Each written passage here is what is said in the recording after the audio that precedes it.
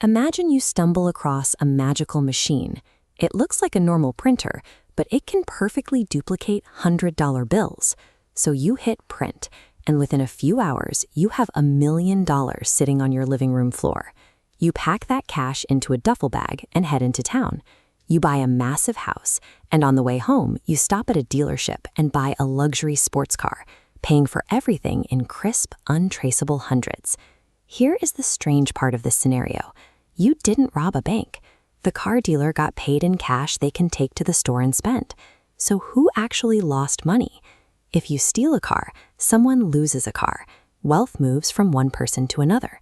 But when you print your own money, you don't take anything physical from anyone. Instead, you inject false value into the entire system. Your magical printer didn't steal directly from the car dealer's pocket.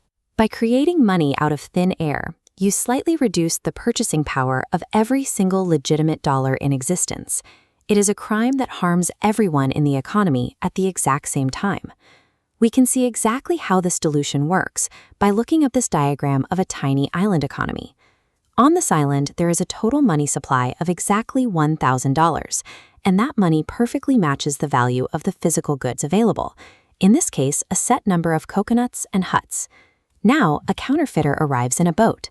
They secretly print $100 in fake bills and use them to buy some of the coconuts.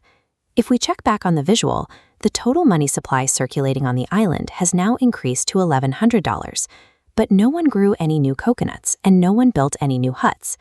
Because there are now more dollars chasing that exact same amount of goods, the merchants require more money for each item.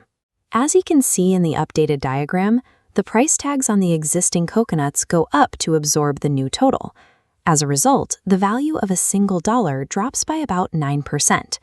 This loss in purchasing power acts like an invisible, unapproved tax, and it hits the poorest members of society the hardest. Wealthy people tend to hold their net worth in physical assets like real estate or stocks, while poorer individuals keep their savings in cash. When cash loses value, the people who rely on it suffer the most. The math of inflation is damaging, but the psychological impact is worse. When merchants realize fake money is circulating, they stop trusting the currency entirely. They start demanding a higher volume of coins or bills to offset their risk, slowing down every transaction. We saw this play out in the ancient Roman Empire.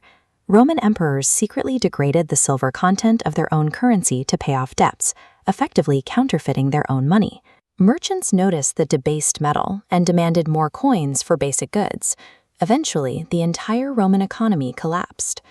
In the United States during the 1800s, there was no single federal currency. Banks issued their own unstandardized notes. Counterfeiters exploited this confusion so thoroughly that at one point, up to 40% of all paper money in circulation was completely fraudulent. To survive and maintain public confidence, modern centralized governments are forced into a permanent, expensive arms race against counterfeiters. They fight back by designing physical features that common photocopiers cannot replicate. This includes printing text so small it requires magnification to read, and weaving complex plastic strips directly into the fabric of the note. They even build verification layers into the paper manufacturing process itself, creating hidden images that only appear when held up to a direct light source. But these advanced physical features are temporary solutions. As printing technology improves, counterfeiters inevitably catch up, keeping governments locked in an endless cycle of redesigning and reissuing paper bills. We are currently living through a massive transition away from physical cash and toward mobile wallets and credit cards.